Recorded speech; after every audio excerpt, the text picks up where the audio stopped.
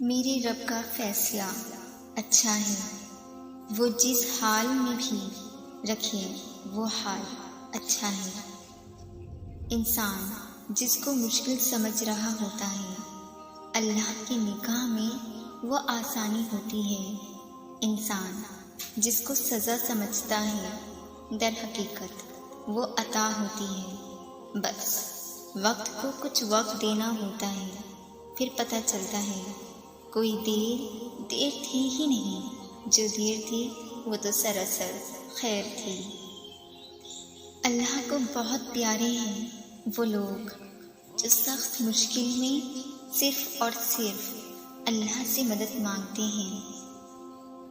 جب معاملات تمہاری پہنچ سے نکل جائیں تو اللہ پہ چھوڑ دو، وہ سب کچھ ایسے کرے گا کہ تم کبھی سوچ بھی نہیں سکتے۔ وہ عطا کرے تو شکر، اس کا وہ نہ دے تو کوئی ملال نہیں۔ میرے رب کے فیصلے کمال ہیں، اس کے فیصلوں کو زوال نہیں۔